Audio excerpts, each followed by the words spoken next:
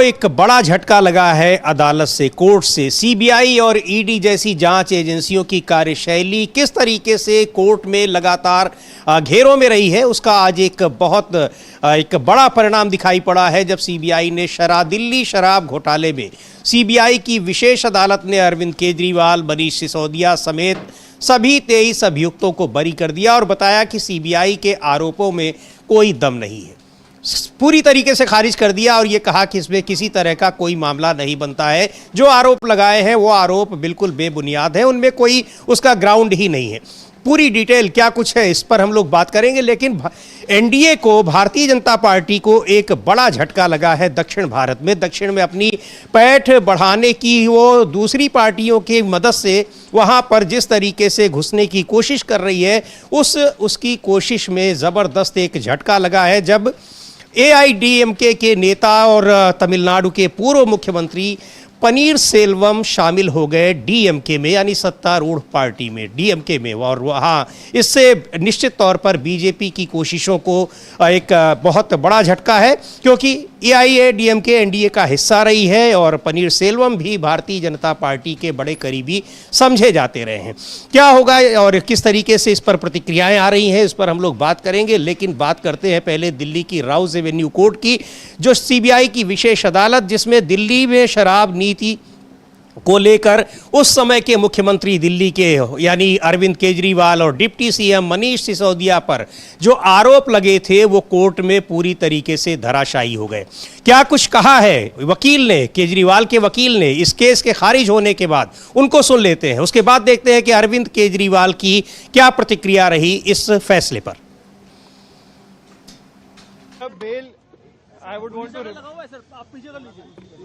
Excise scam में Rouse Avenue के special court ने सारे मुजरिमों को बरी कर दिया है, और ये बरी तब किया है जबकि सारे साक्ष्य, सारे evidence, everything which they have to say, all statements have been seen, perused by the court, and after perusing everything, it is not a apprehension, it is not a suspicion, it is a court who has gone through everything, and after going through everything, every statement, every document, it has held that there is no charge which is made out against Mr. Kejriwal and the other accused person, which includes Mr. Manish Sisodia. Sir, काफी court जो था वो court ने court की है कि भी जो कन्फेशनल स्टेटमेंट था प्रोसिक्यूशन विटनेस का, वही चार्जशीट में नहीं सीबीआई ने लगाया। इन लेखनों पे क्या कोर्ट ने कहा है?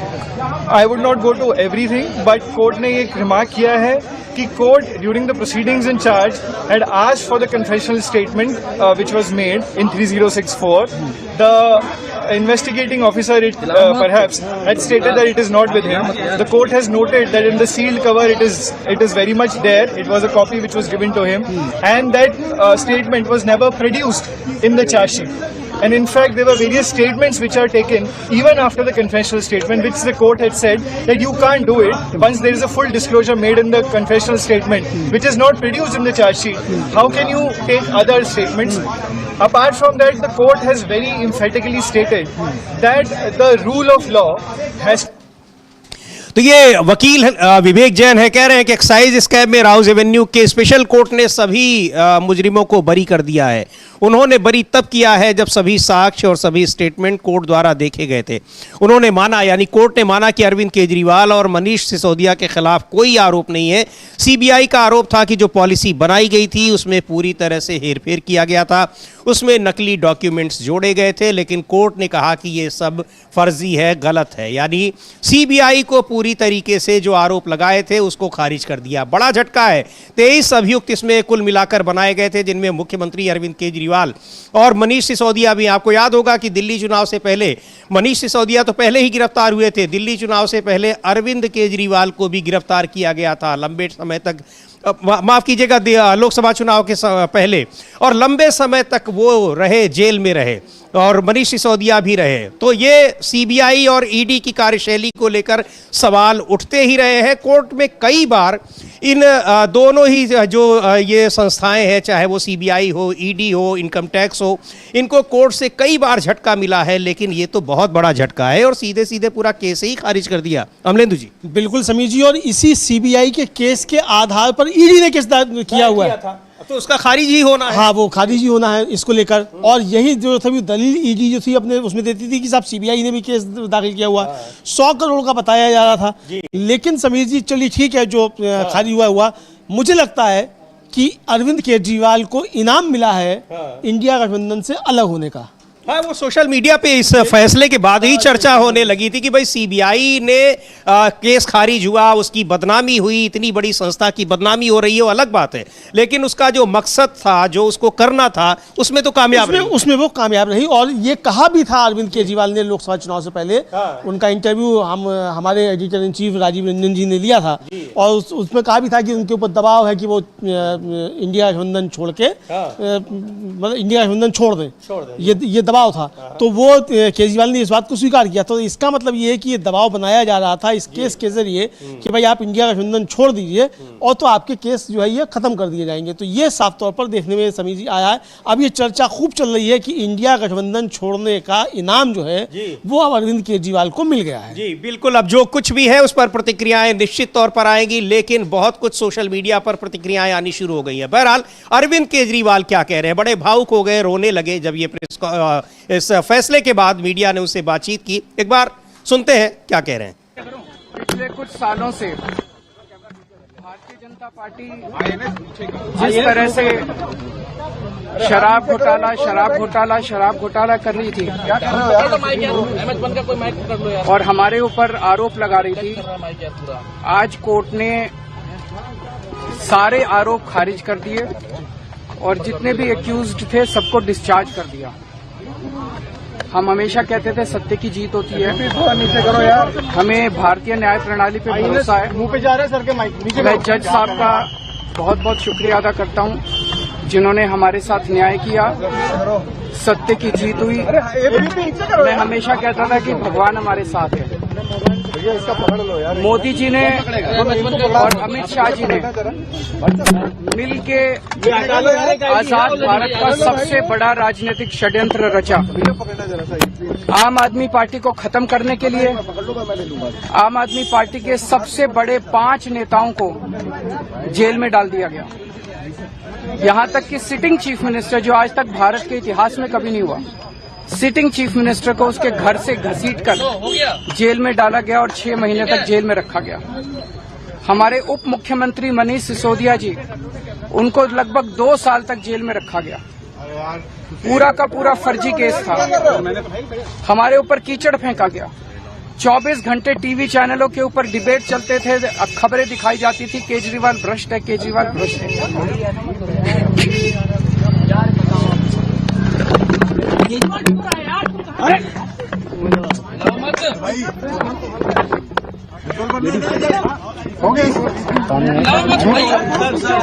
संभालिए सर अपने आप, संभालिए, हिम्मत सर,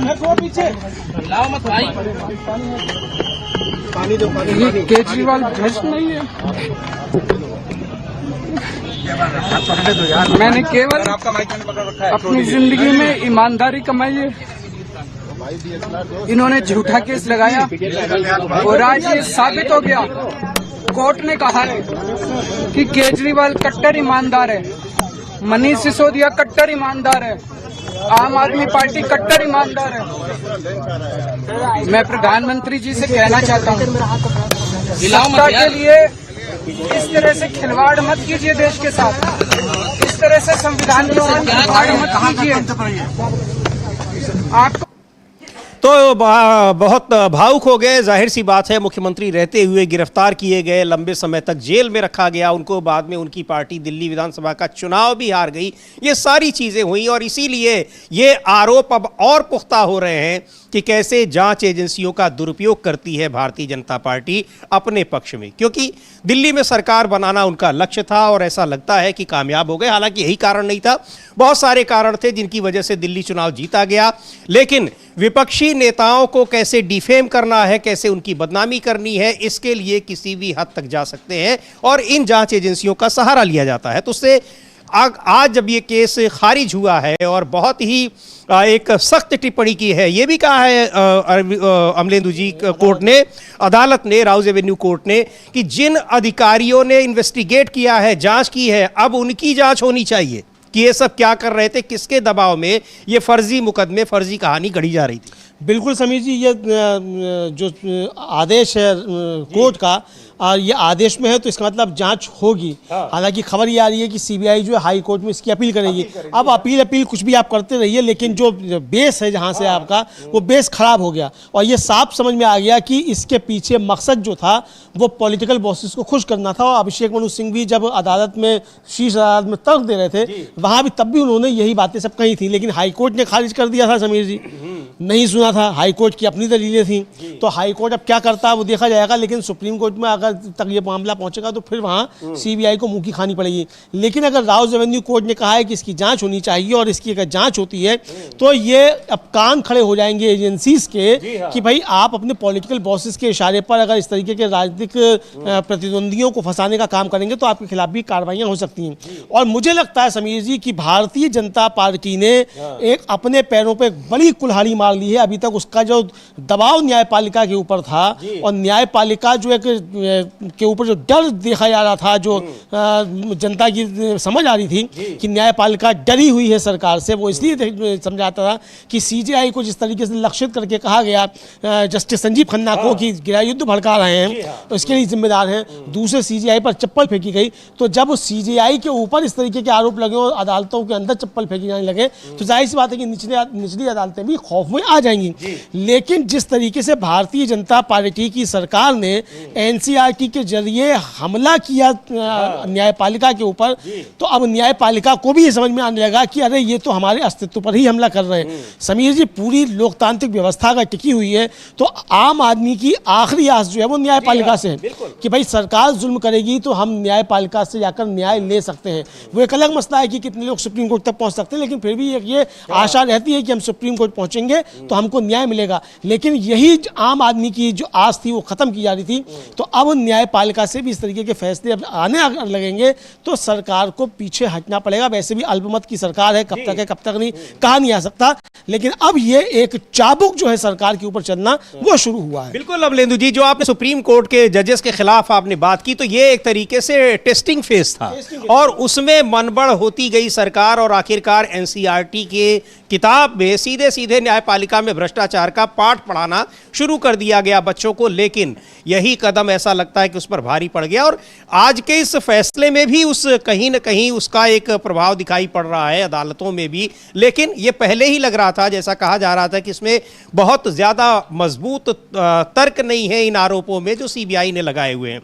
केवल यही एक केस नहीं, सीबीआई ने जितने भी राजनीतिक दलों के नेताओं पर, वो कोई भी हों, उनके खिलाफ ईडी या सीबीआई ने लगाए हैं, उनमें कहीं कोई दम नहीं दिखता है सिवाय इसके कि उनके खिलाफ उनको कैसे परेशान किया जाना है। सतपाल मलिक जब सरकार के खिलाफ हो गए तो कैसे उनके पीछे सीबीआई लगा दी गई, ईडी लगा दी गई, कुछ भी नहीं मिला। अब जो दूसरे हैं उनके खिलाफ भी सीबीआई न लग जाए, जो अब उन्होंने मुंह खोलना शुरू कर दिया, मुंह खोलना शुरू कर दिया, वो सतपाल मलिक के रास्ते में जा रहे हैं। जगदीप धनखड़ साहब, उनकी भी हम लोग चर्चा करेंगे, बाद में चर्चा करेंगे। उन्होंने अब धीरे धीरे वो बताने लगे कि इस्तीफा उन्होंने क्यों दिया। लेकिन ये बहुत बड़ा फैसला है, बहुत महत्वपूर्ण फैसला है और ये भी है कि इससे सबसे बड़ी बात ये है कि ये जो तमाम जांच एजेंसियां हैं, यानी सरकार की मशीनरी में काम करने वाले तमाम अफसर हैं, कर्मचारी हैं, उनके ऊपर भी अब थोड़ा उनको भी इस चिंतन मनन करना पड़ेगा कि अपने आकाओं के कहने पर गलत को सही और सही को गलत कम से कम नहीं बताए, उसका कम प्रतिरोध तो कर सकते हैं, जो गलत है वो करने से मना करें। उनको सही काम करने के लिए नियुक्त किया जाता है, सरकार पैसा देती है, सरकार अपने घर से पैसा नहीं देती है, टैक्स पेयर्स का पैसा देती है। तो बहुत सारा एक इसका आगे चलकर कुछ परिणाम दिखाई पड़ सकता है। अभी तमाम और भी केसेस सामने आएंगे जिसमें जो अदालतों में लंबित हैं, लेकिन ये एक बहुत बड़ा और महत्वपूर्ण फैसला है। क्या कह रही हैं अरविंद केजरीवाल की पत्नी, वो भी राजस्व सेवा की अधिकारी रही हैं, सुनीता केजरीवाल, अब तो उन्होंने इस्तीफा दे दिया है, वो क्या कुछ कह रही हैं उनको भी सुनेंगे। लेकिन ये एक बहुत बड़ा और महत्वपूर्ण फैसला है जो निश्चित तौर पर सीबीआई, ईडी जैसी जांच एजेंसियों के मुंह पर तो तमाचा है ही, सरकार के लिए भी एक बड़ी सीख है कि अब शायद उसकी मनमानी नहीं चलने वाली है, क्योंकि जो आपने कहा अमलेंदु जी की 240 की सांसदों की सरकार है, बहुत ज़्यादा प्रभाव नहीं दिखाई पड़ेगा या डर नहीं दिखाई पड़ेगा अफसरों पर कि उनके गलत कामों को भी वो करने के लिए मजबूर हो जाए। बिल्कुल बिल्कुल समीर जी, के जो गलत काम सरकार कराती है। और देखिए समीर जी, अभी हेमंत सोरेन का भी एक केस खत्म हुआ है। जी हाँ, है ना। और हेमंत सोरेन के केस में तो जब जमानत दी थी हाई कोर्ट ने, बहुत सख्त टिप्पणियां जो थी वो ईडी के खिलाफ की थी। सुप्रीम कोर्ट खुद टिप्पणी कर चुका है ईडी के खिलाफ और सीबीआई के खिलाफ। ईडी के एक मामले में तो जो था वो तगड़ी फटकार लगाई थी जस्टिस गवाई, उसमें सीबीआई ने कहा था कि आप राजनीतिक लड़ाई जनता के बीच जाकर लड़िए, अदालतों में क्यों आते हैं राजनीतिक लड़ाई के लिए, और आप मोहरा बने हुए हैं सरकार के। ये सख्त टिप्पणी जो थी अदालतों की तब से आई थी। तो अब समीर जी, ये जो सरकार का तोता कहा गया था, तो ये तोता जो है इसकी गर्दन अब अमेटने का समय अदालतों की तरफ से भी आना शुरू हो गया है। बेनकाब सरकार जो है वो पूरी तरीके से होने लगी है, ये एजेंसियां बेनकाब होने लगी हैं। बिल्कुल, सुन लेते हैं क्या कह रही हैं सुनीता केजरीवाल, अरविंद केजरीवाल की पत्नी है। इस फैसले के बाद उनकी क्या प्रतिक्रिया है? सबसे पहले मैं ईश्वर का धन्यवाद देना चाहूंगी। इस दुनिया में चाहे कोई कितना भी शक्तिवान हो जाए, लेकिन ईश्वर की शक्ति के ऊपर नहीं हो सकता। मैं जज साहब का भी धन्यवाद देना चाहूंगी जिन्होंने इतनी हिम्मत दिखाई।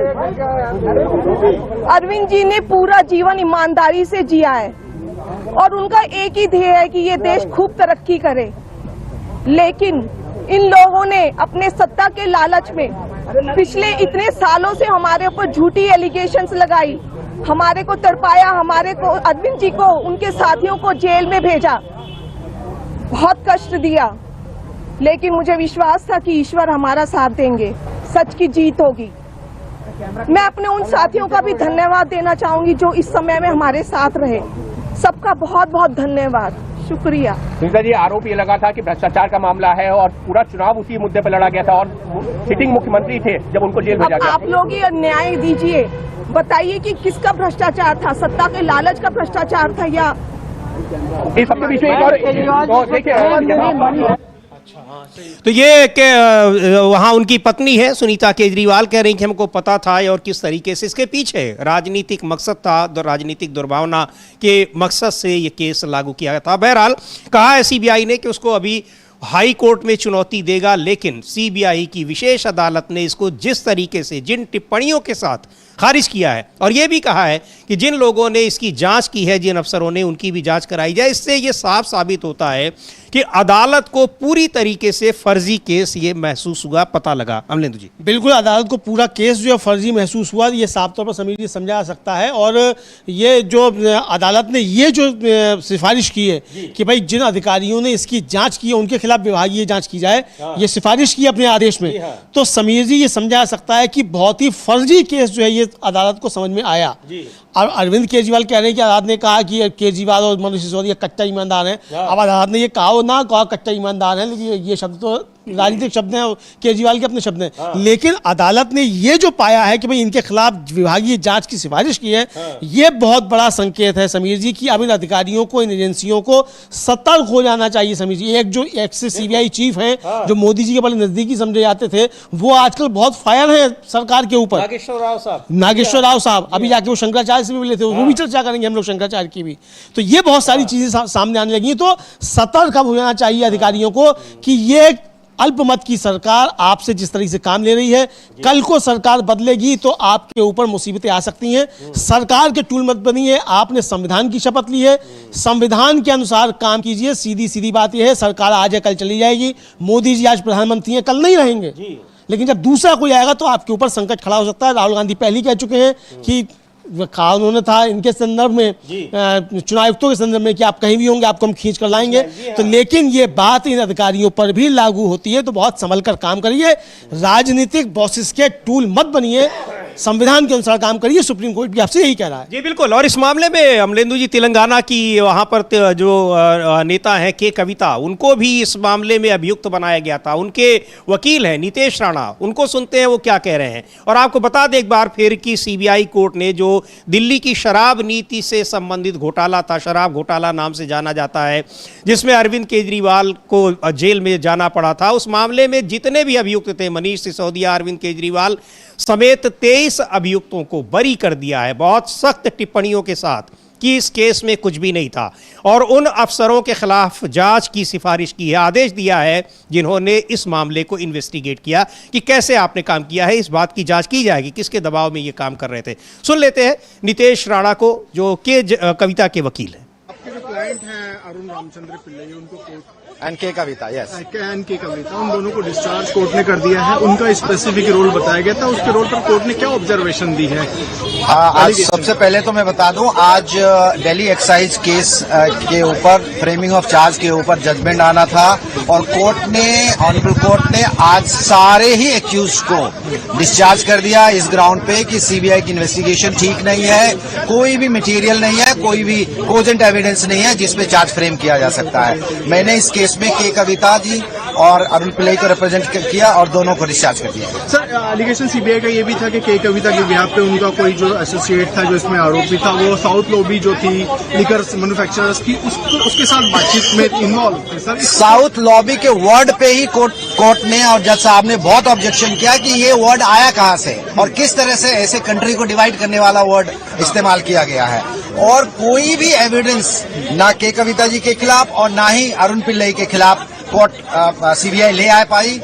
इनफैक्ट किसी भी एक्यूज के खिलाफ एविडेंस नहीं लाए और सारे एक्यूज को डिस्चार्ज कर दिया। सर, आप पीएमएलए के पुराने एक वकील रहे हैं, आपने एजेंसीज को भी रिप्रेजेंट किया है, तो आप जो मनी लॉन्ड्रिंग केस है उसका फेट क्या होगा? क्योंकि मेन केस जो है वो डिस्चार्ज हो गया। एक बार अगर प्रेडिकेट ऑफेंस खत्म हो जाता है, शेड्यूल ऑफेंस जो सीबीआई का केस है इस केस में, जब वो खत्म हो गया तो मनी लॉन्ड्रिंग का केस आगे नहीं चल सकता, क्योंकि मनी लॉन्ड्रिंग का केस पिगी राइट होता है शेड्यूल ऑफेंस पे, इसलिए मनी लॉन्ड्रिंग के भी केस ऑटोमेटिकली खत्म हो जाते हैं। कोर्ट ने जितने सख्त और साफ लहजे में सीबीआई के केस को निराधार बता दिया है, कहा है कोई सबूत नहीं है, तो आपको क्या लगता है सीबीआई इसको चैलेंज कर पाएगी? वो उनका अधिकार क्षेत्र है कि अगर वो चैलेंज करना चाहे, बट ऑनरेबल कोर्ट ने सिरे से केस को नकार दिया और कोई भी एविडेंस नहीं है जिस एविडेंस पे केस आगे चलाया जा सकता है और सारे एक्यूज को डिस्चार्ज कर दिया।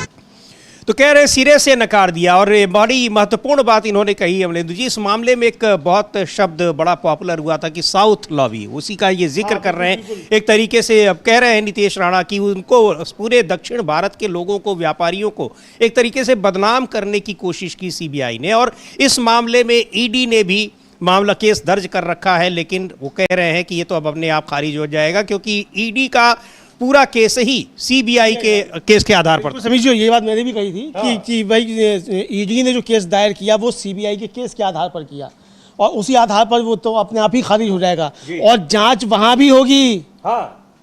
जो सिफारिश की है वो ये केस भी यहीं आएगा राउज रेवेन्यू कोर्ट में, यहाँ भी ये आएगा, तो जांच वहाँ भी होगी, आदेश वहाँ भी आएगा। तो अब ये बचना चाहिए अधिकारियों को। इस बीच के कविता जो है उन्होंने भी शुक्रिया अदा किया है अपने समर्थकों का, हालांकि बहुत छोटी सी बाइट है, वो भी हम लोग देख लेंगे बाद में। लेकिन ये साफ तौर पर समझ में आ रहा है समीर जी कि ये मामला अब आगे काफ़ी ज़्यादा बढ़ेगा और जिस तरीके से के कविता के वकील जो है नितेश राणा, वो जो कह रहे हैं कि इस केस में के कविता और पिल्लई को रिप्रेजेंट किया था उन्होंने और दोनों को बरी कर दिया गया है और कोर्ट और जज ने साउथ लॉबी शब्द के इस्तेमाल पर एतराज जताया।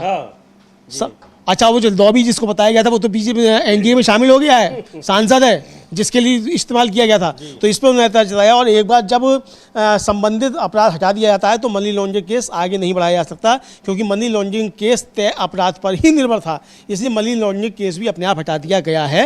ये इसमें साफ तौर पर उनके वकील का कहना है कि कविता जी बिल्कुल। तो ये इस मामले में सीबीआई कोर्ट ने, जो राउज रेवेन्यू कोर्ट की सीबीआई की विशेष अदालत है, उसने इस केस को खारिज कर दिया है कि कोई दम नहीं, और बहुत ही सख्त टिप्पणियों के साथ अब जिन अधिकारियों ने जांच की थी अब उनकी जांच होगी, कोर्ट का यह आदेश है। बहुत ही महत्वपूर्ण खबर है और इसको लेकर कांग्रेस के नेता हैं संदीप दीक्षित।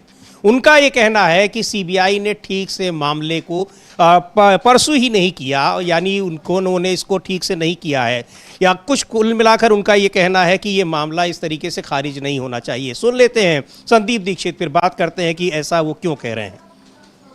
देखो, अगर न्याय प्रक्रिया न्याय रूप से चलती है तो मेरे हिसाब से तो आरोप तय होंगे, लेकिन ऐसा है ना, भारतीय जनता पार्टी और आम आदमी के संबंध जो हम बार बार कह रहे हैं वो राजनीतिक है और वो एक दूसरे की मदद करते हैं। इनको, भारतीय जनता पार्टी को 1-2 साल पहले लगा कि आम आदमी पार्टी जब तक है वो दिल्ली में नहीं बन पाएंगे या कम से कम उसके ऊपर आरोप नहीं तय होते, तो पूरे जैसे कहते हैं ना घोड़े खोल दिए, सीबीआई ईडी सब लग गए और उन पे आरोप तय होने लगे। अब दिल्ली वो जीत गए, अब आम आदमी पार्टी की ज़रूरत है उनको पंजाब में, गुजरात में, गोवा में। तो आप देखिए चुनाव जीतने के यकायक बाद एक एक करके जो है ना कोई परस्यू हो रहा है, ना केस आगे बढ़ रहे हैं, ना भारतीय जनता पार्टी की लीडरशिप रोज़ बात कर रही। भाई अब तो आपके पास फाइलें आ गई हैं, भ्रष्टाचार की फाइलें निकालिए, इनके खिलाफ 1 नहीं 10 नहीं 100 केस करिए, क्योंकि तो इतना भ्रष्टाचार इन्होंने किया है। तो मुझे उस हिसाब से अगर ये देखें और ये भी देखें कि किस तरीके से, मैं ये नहीं कहूँगा कि ये कोई जुडिशरी पर कुछ असर डालते हैं, मैं वो नहीं बात करूँगा, लेकिन क्या होता है, एक होता है सरकार का पक्ष जिसको सीबीआई ईडी इनके लॉयर होते हैं, और कई बार हमने देखा है कि भारतीय जनता पार्टी के राज्य में जो सरकारी लॉयर हैं या पुलिस के हैं उनसे 19-20 करवा देते हैं, जिसमें जिस तरह ये चाहें जजमेंट कभी कभी मुड़ जाती है। तो मुझे शक ये है कि भारतीय जनता पार्टी और आम आदमी में जो फील्ड से भी हम लोगों को खबरें आ रही हैं, पंजाब से आ रही हैं, गुजरात से आ रही हैं, गोवा से आ रही हैं, उत्तराखंड से आ रही हैं, कि वहाँ इनको ज़रूरत है और अब केजरीवाल वही करेंगे और वही कहेंगे जो भारतीय जनता पार्टी चाहती है। तो ये बिल्कुल वही बात कर रहे हैं अमलेंदु जी जो अभी आप थोड़ी देर पहले बता रहे थे कि कैसे इन पर दबाव डाला जा रहा था और कहीं न कहीं दोनों की मिली भगत। और संदीप दीक्षित इसलिए भी कह रहे हैं कि अरविंद केजरीवाल वो व्यक्ति हैं, उनकी वो पार्टी है, आम आदमी पार्टी के राष्ट्रीय संयोजक हैं, जो जिन लोगों ने किस तरीके से उस समय की दिल्ली सरकार जिसमें संदीप दीक्षित की मां शीला दीक्षित मुख्यमंत्री थी, कितने भ्रष्टाचार के आरोप लगाए और उन सारे आरोपों में कभी कोई इन्होंने केस नहीं फाइल किया, किसी ने भी नहीं किया, क्योंकि उन केसेस में दम नहीं था। ये कहा जाता है कि पूरी तरह से फर्जी केस थे, अगर वो आए भी होते कोर्ट में तो ऐसे ही खारिज हो जाते। तो ये संदीप दीक्षित का सीधा आरोप है कि ये आम आदमी पार्टी और बीजेपी दोनों की मिली भगत है। हाँ बिल्कुल, ये संदीप दीक्षित का आरोप है। अब ये मिली भगत है या नहीं है हम नहीं कह सकते, लेकिन दबाव की बात तो अरविंद केजरीवाल ने खुद स्वीकार की थी कि भाई दबाव था इंडिया गठबंधन छोड़ने का, और ये देखा भी गया कि लोकसभा चुनाव के बाद तुरंत उन्होंने इंडिया गठबंधन से अलग होने का फैसला भी कर लिया। और फिर पहले चुनाव से, विधानसभा चुनाव से पहले तो आरोप लगाते रहे खूब कि गड़बड़ी की जा रही है, वोटर लिस्ट में गड़बड़ी की जा रही है, चुनाव आयोग से मिलकर की जा रही है, लेकिन चुनाव हारने के बाद एक भी शब्द इस पर अरविंद केजरीवाल ने नहीं कहा कि दिल्ली में बेईमानी हुई, कि किस तरीके से क्या हुआ, खुद चुनाव हार गए, कैसे हार गए, उससे पहले लगातार कह रहे थे। तो ये समझा गया, ये एक आम से मतलब परसेप्शन बना कि अरविंद केजरीवाल भी कंप्रोमाइज हो गए थे। राहुल गांधी जो मोदी जी के लिए कह रहे हैं कि मोदी इज कंप्रोमाइज, तो अरविंद केजरीवाल के बारे में समझा गया कि अरविंद केजरीवाल भी कंप्रोमाइज हो गए थे, और शायद उस कंप्रोमाइज होने का फायदा जो है वो अब जाकर मिला है, ऐसा भी चर्चाएं चलने लगी। वही बात तो कह भी रहे हैं, यही बात कह रहे हैं संदीप दीक्षित की ये कहीं ना कहीं उनको जो ये राहत मिल रही है उसके पीछे कुछ ना कुछ हो सकता है। हालांकि ये फैसला कोर्ट का है, लेकिन कोर्ट में पैरवी जिस तरह से होती है वो तो सरकार के ही लोग होते हैं। सीबीआई निश्चित तौर पर सरकार के अंडर में काम करने वाली संस्था है।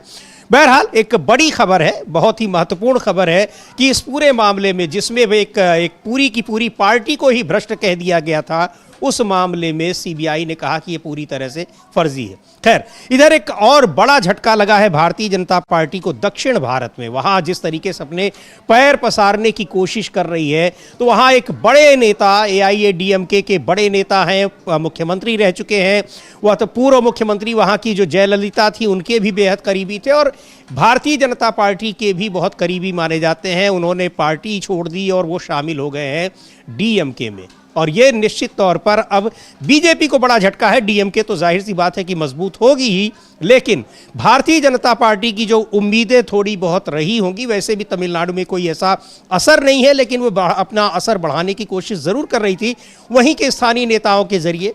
यही काम पूरे देश में किया है, वहाँ के स्थानीय पार्टियों के जरिए जाने की कोशिश की है, बाद में स्थानीय पार्टियों को ख़त्म कर दिया है। तो तमिलनाडु में भी इसी तरह से घुसने की कोशिश कर रही थी, जिसमें AIADMK उसकी मुख्य सहयोगी के रूप में थी, पर पनीर सेल्वम चले गए हैं DMK। बड़ा झटका है अमलेंदु जी। बिल्कुल समीर जी, पनीर सेल्वम बहुत ज़्यादा खास जो थे वो जयललिता के थे, और जयललिता ने उनको ही जो था वो चुना था, जब जेल गई थी तो हाँ, तो उनको ही उन्होंने अपना CM चुना था, और वो पनीर सेल्वम अब जो हैं वो शामिल हो गए हैं DMK में। तो ये बीजेपी के लिए एक बहुत बड़ा झटका समीर जी समझा जा रहा है, चूंकि बीजेपी वहाँ AIADMK के जरिए वहाँ घुसना चाहती थी और 2 धड़े भी करवा दिए थे वहाँ, बिल्कुल। पनीर सेल्वम और पलानी स्वामी का। पलानी स्वामी जो है वो बीच बीच में आकर अमित शाह से मिलते रहते हैं और हालांकि बीच में अलग हो गए थे एनडीए से, लेकिन अभी भी वो समझे यही जाते हैं कि एनडीए के बीच है। इस बीच के स्टालिन ने एक ट्वीट किया है समीर जी, इसको लेकर वो तमिल में ट्वीट किया है, लेकिन हम लोग उसकी हिंदी जो है वो बता सकते हैं कि क्या लिखा है उन्होंने। जी बिल्कुल, वो ट्वीट देखते हैं। और उसमें उन्होंने लिखा है, स्टालिन ने, वहाँ के पूर्व मुख्यमंत्री और प्यारे भाई श्री ओ पनीर सेल्वम हमारी मदर पार्टी द्रविड़ मुनेत्र कड़गम में शामिल हो गए हैं। मैं उनका स्वागत करता हूं। वे जिनका नाम द्रविड़ आंदोलन के महान नेता के नाम पर है, द्रविड़ आंदोलन के सिद्धांतों की रक्षा के लिए हमारे महान आंदोलन में शामिल हुए हैं। 2026 के विधानसभा चुनाव तमिलनाडु और फासीवादी बीजेपी के बीच एक लोकतांत्रिक युद्ध है। इसे समझते हुए अलग अलग लोकतांत्रिक ताकतें गठबंधन में शामिल हो रही हैं। भाई ओ पनीर सेल्वम जो हमारे साथ शामिल हुए हैं, दयालु, विनम्र हैं। उनका आना शुभ हो, तमिलनाडु की जीत हो, ये ट्वीट किया है। और पनीर सेल्वम उनकी पार्टी में शामिल हुए हैं, तो निश्चित तौर पर एक मजबूत हुई है पार्टी। और एक बड़ा झटका बीजेपी को लगा है कि जो AIADMK के जरिए वहां आगे बढ़ने की कोशिश कर रही थी, उसका सबसे बड़ा नेता ही चला गया डीएमके में। बिल्कुल बिल्कुल समीर जी, जिसके जरिए वहां पैर पसारने की आप कोशिश कर रहे थे और लंबे समय से आप यहां करा रहे थे तमिल संगमम काशी में, तो वो तमिल संगमम जो है, इसका परिणति ये हुई है तमिल संगमम। तो तमिल उपराष्ट्रपति धनखड़ को हटा के बनाया गया, इसे सारा खेल जो उसके लिए किया गया।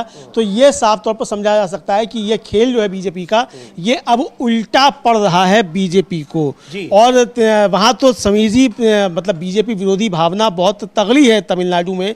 बीजेपी के साथ जो जाएगा वो वहाँ तबाह हो जाएगा, ये साफ तौर पर समझा जा सकता है। लेकिन बीजेपी वहाँ कोशिशें कर रही थी, कोशिशें करने में कोई बुराई नहीं है। प्रधानमंत्री ने, आप देखिए, जो कहा जा रहा है कि साहब वो राम मंदिर जो बनाया गया, उसमें जो प्रतिमा लगी है, वो भी दक्षिण को साधने के लिए। भाई हमारे यहाँ तो काले राम की अवधारणा है ही नहीं उत्तर भारत में, राम उत्तर भारत के देवता हैं।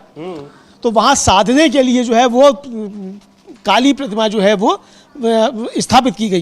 तो ये सारी बातें भी चलेगी तमिलनाडु के लिए जो वहाँ सब किया गया। और जिस तरीके से सेंगोल स्थापित किया गया नए उसमें संसद भवन में, काश वहाँ से तमिलनाडु से ब्राह्मण बुलाए गए, वो ये उन्होंने यज्ञ किया जिस तरीके से, ये सारी जो तिकड़में की गई, तो ये सारी तिकड़में तमिलनाडु में पैर पसारने के लिए, लेकिन वो सब उल्टी पड़ती हुई प्रतीत होती दिखाई पड़ रही। बिल्कुल। और क्या कहा है पनीर सेल्वम ने, उनको भी सुन लेते हैं कि क्यों वो डीएमके में शामिल हुए हैं, क्या वजह रही है।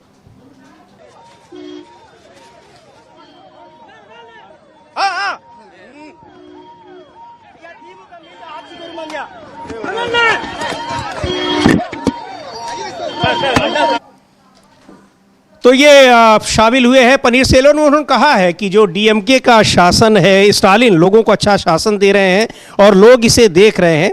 ये हम लोग ये पक्का करना चाहते हैं कि दक्षिण से कोई भी ईपीएस यानी जो खास तौर पर एनडीए के लिए वो कह रहे हैं, पलानी स्वामी ये पक्का करना चाहते हैं कि दक्षिण से कोई भी नेता मजबूत ना हो। द्रविड़ आंदोलन द्रविड़ की नीति को बचाने के लिए डीएमके ही काम कर रही है। मैं अभी एक कैडर के तौर पर शामिल हुआ हूं, मैं पार्टी कैडर में से एक रहूंगा और पार्टी के विकास के लिए काम करूंगा, ये पनीर सेल्वम का कहना है डीएमके में शामिल होने के बाद। और उधर स्वागत किया उनका स्टालिन ने।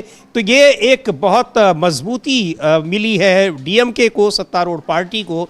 और बीजेपी को बड़ा झटका लगा है कि वहाँ वैसे भी बहुत एनडीए मजबूत स्थिति में नहीं था, लेकिन फिर भी जब विपक्षी पार्टी का ही, जिसके जरिए वो आगे बढ़ने की कोशिश कर रही थी, उसी पार्टी का सबसे बड़ा नेता चला आया हो डीएमके में, तो निश्चित तौर पर यह समझा जा सकता है कि अब उसकी उम्मीदें कहाँ जाएंगी। बिल्कुल समीर जी, उसकी उम्मीदें कहाँ जाएंगी ये बिल्कुल साफ तौर पर समझा जा सकता है। और जिस तरीके से वहाँ भारतीय जनता पार्टी ने प्रयास किए, अब वो प्रयास जो है उसके विफल होते हुए साफ तौर पर नजर आ रहे हैं, ये वहाँ समझ में आ गया समीर जी। और दक्षिण की राजनीति जो है, एक तो वहाँ वैसे ही इस समय काफ़ी ज़्यादा बवाल जो आप कह सकते हैं, वो उसको लेकर है, जो नया जो होना है परिसीमन, इसको लेकर बहुत ज़्यादा आशंका है पूरे दक्षिण भारत के राज्यों, दक्षिण भारत के राज्यों में। और सारे दक्षिण भारत के राज्य एक हो रहे हैं। वहाँ कार्यक्रम भी किया इन्होंने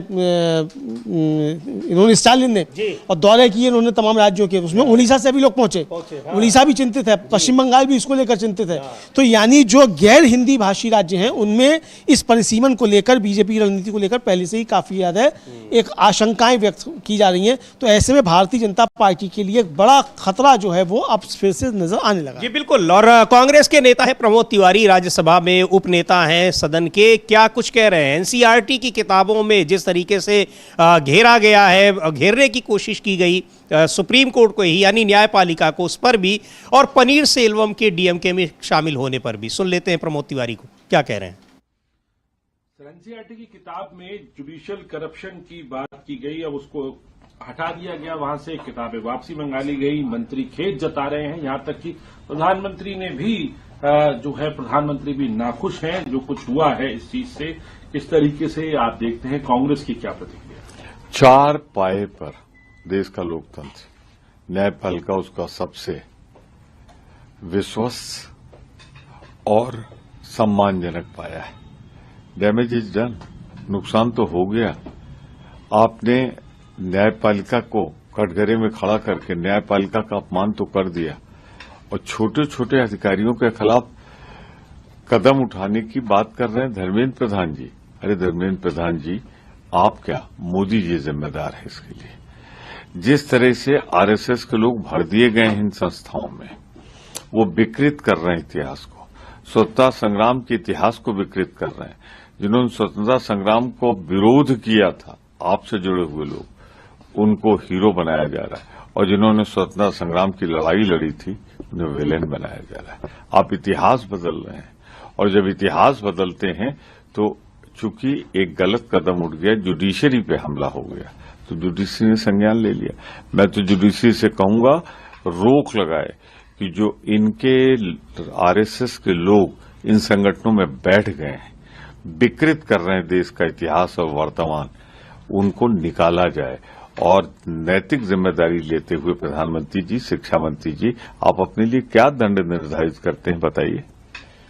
सर, इसके अलावा कैसे देखते हैं आप जो चुनाव है तमिलनाडु में, उससे पहले दो डेवलपमेंट दिखाई दे रही हैं। पहली है कि पनीर सेल्वम जो है, वो पनीर सेल्वम जो डीएमके के, एआईडीएमके के नेता रहे हैं, मुख्यमंत्री रहे हैं, आज डीएमके का दामन थाम लिया उन्होंने।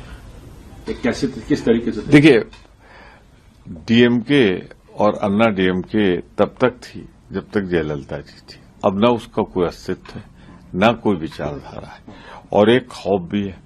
भारतीय जनता पार्टी जिससे हाथ मिला लेती है उसे निकल जाती है।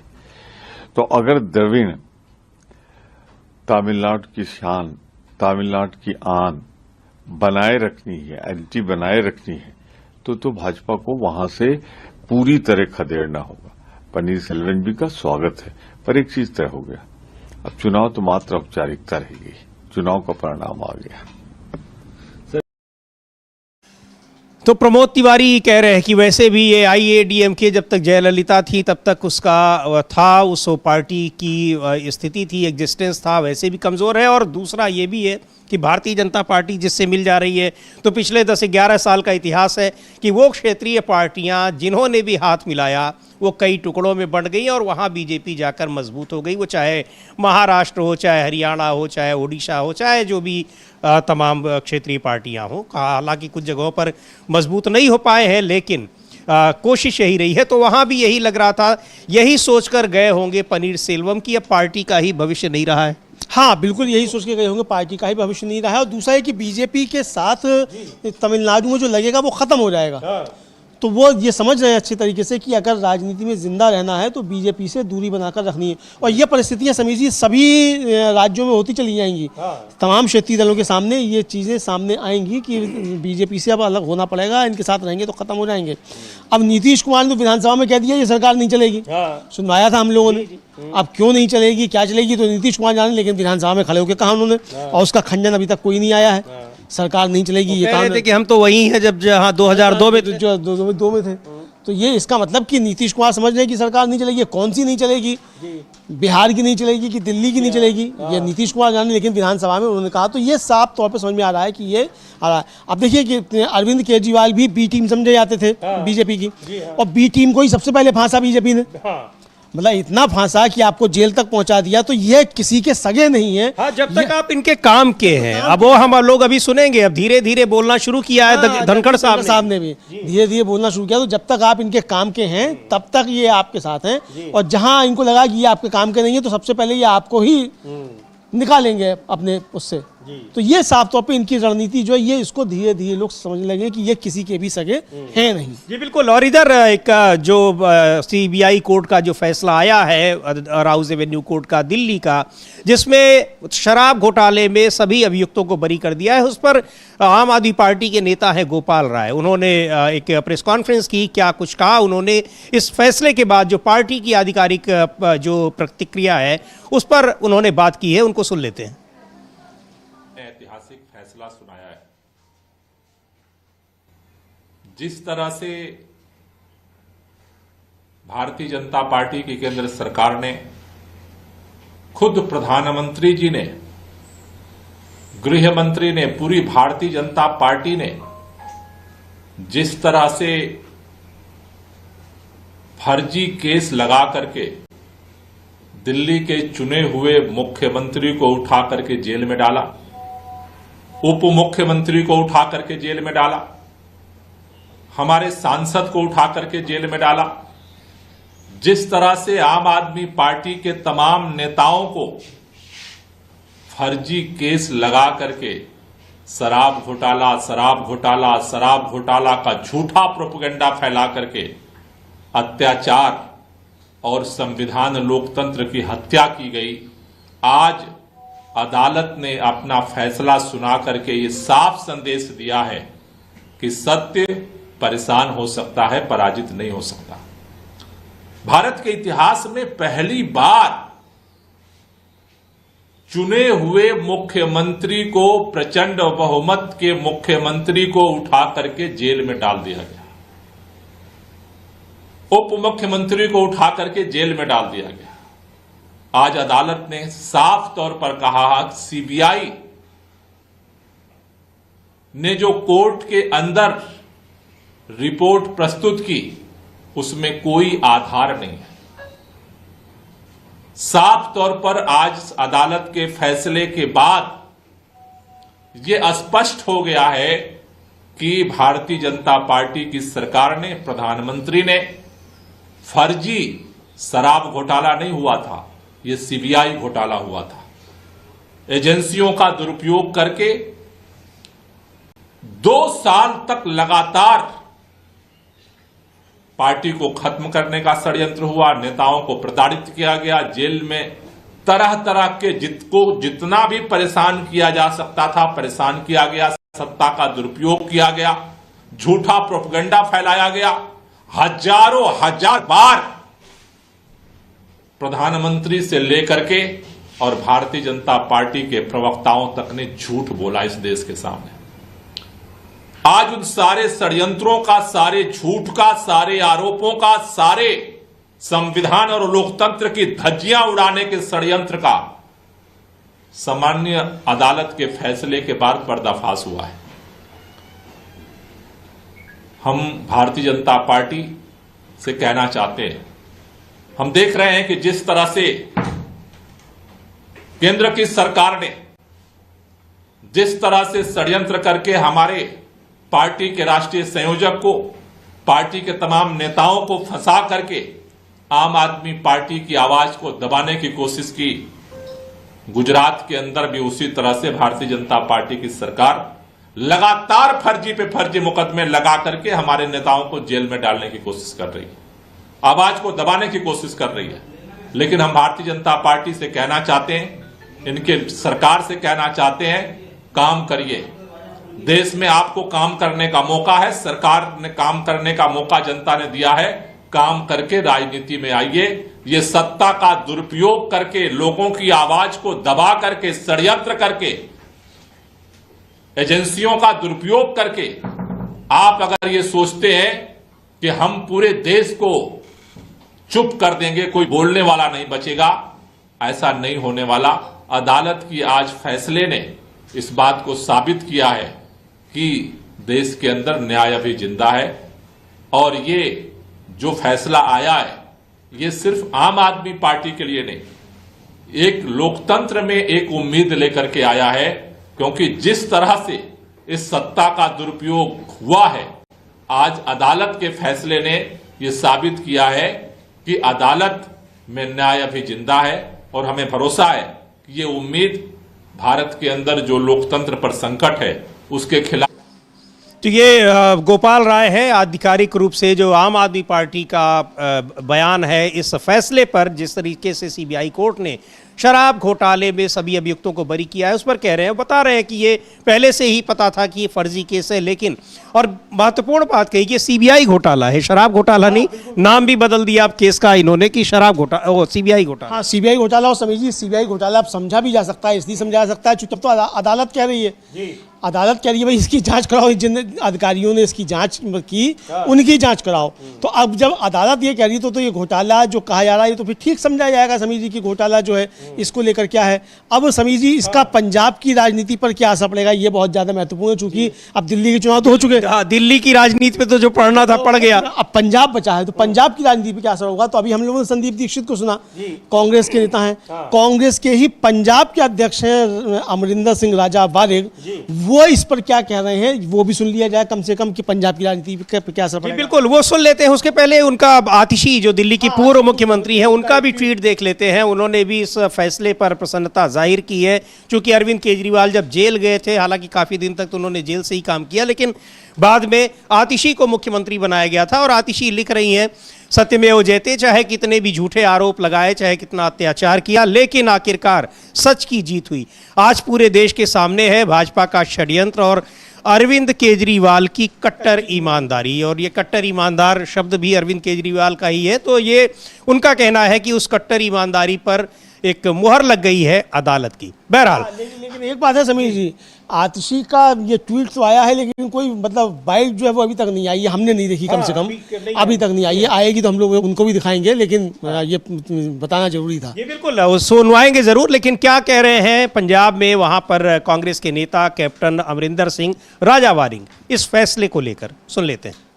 देखो भाई, बात ये है, बधाई देना चाहता हूँ केजरीवाल साहब को और सिसोदिया साहब को, लेकिन मेरे को ये समझ नहीं आया कुछ भी कि बहुत बड़े इल्जामात लगाए केंद्र सरकार ने, और जिस प्रकार से 1.5 साल अंदर रखा। सुना तो जाता है कि गरीब जो गंभीर आरोप होते हैं उसी में ही 1.5 साल बाद जमानत मिलती है, मर्डर जैसे केस जो होते हैं। तो मेरे को लगता है कि सब लोग 6 महीने, 8 महीने, साल, सवा साल अंदर लगा कर आए, उसके बाद जमानतें हुई। और अगर इतने बड़े आरोप नहीं थे तो 1.5 साल अंदर काहे क्यों रखा, और अगर आरोप थे तो फिर क्लीन चिट कैसे हो गया। ये मेरे से ना सवाल पूछकर अगर आप ये सवाल बीजेपी को, आदरणीय मोदी जी और अमित शाह जी को और केजरीवाल साहब को पूछेंगे तो वो बेहतर बता सकते हैं कि ये खेला क्या था। वैसे मैं उनको बधाई देता हूं कि उनकी जमानत हुई है, लेकिन क्यों हुआ, कैसे हुआ, किधर कौन सी बात हुई, ये तो वही बता सकते हैं। तो ये बहुत वाजिब सवाल है अमलेंदु जी की, बताइए। और ये कोर्ट में ये